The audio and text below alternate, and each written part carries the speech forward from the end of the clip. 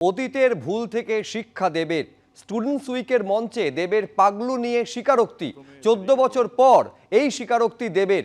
গান নিয়ে আমার একটা ইতিহাস রয়েছে। 2011 সালে তৃণমূলের শহীদ দিবসে ভুল করে পাগলু গান গেয়ে ফেলেছিলাম, তখন বুঝিনি কি ব্যাপার, কিন্তু আজ আমি গান গাইবো না, বললেন দেব।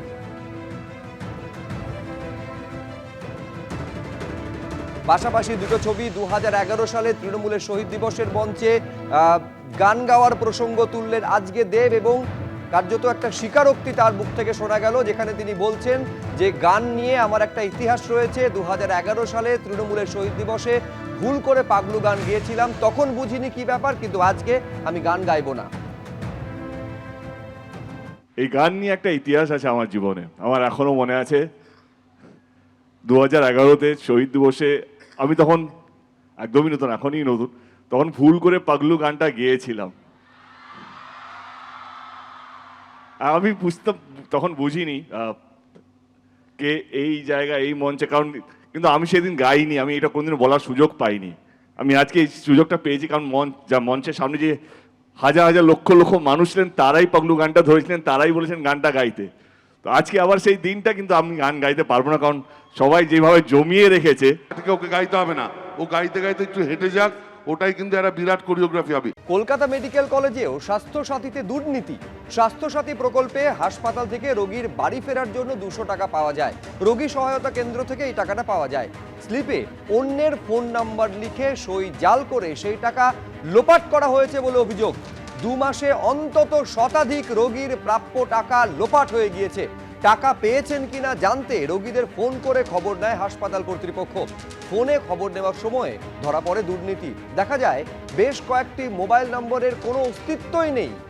কোথাও ফোন করে জানা যায় সংশ্লিষ্ট মোবাইল নাম্বার ওই রোগীর নয়। হাসপাতালে তদন্তে ধরা পড়েছে এই দুর্নীতি।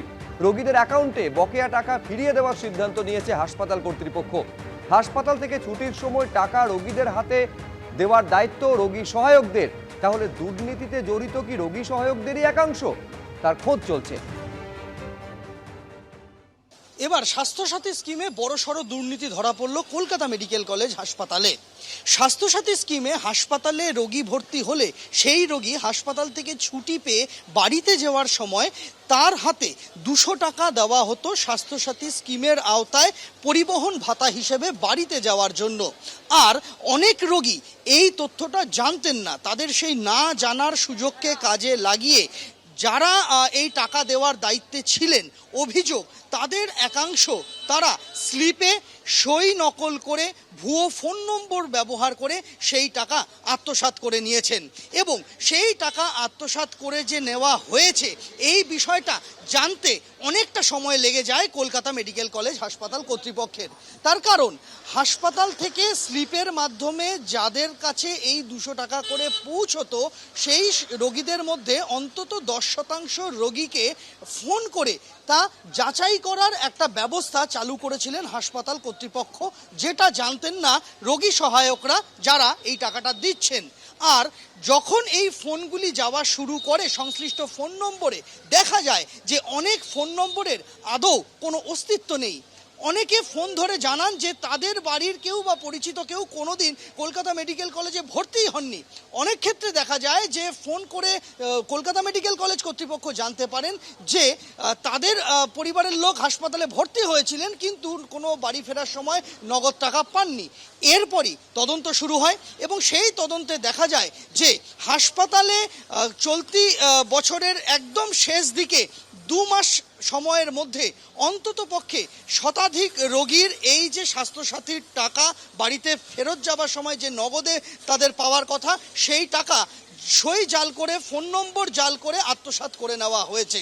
যারা এই দুর্নীতি করেছেন তারা কতদূর পর্যন্ত দুর্নীতির জাল বিস্তার করেছিলেন তার তদন্ত চলছে। তদন্ত শেষ হলে আইনানুগ ব্যবস্থা, এমনটাই দাবি কলকাতা মেডিকেল কলেজ কর্তৃপক্ষের। দিব্যেন্দু সিংহর সঙ্গে সন্দীপ সরকার, এবিপি আনন্দ, কলকাতা।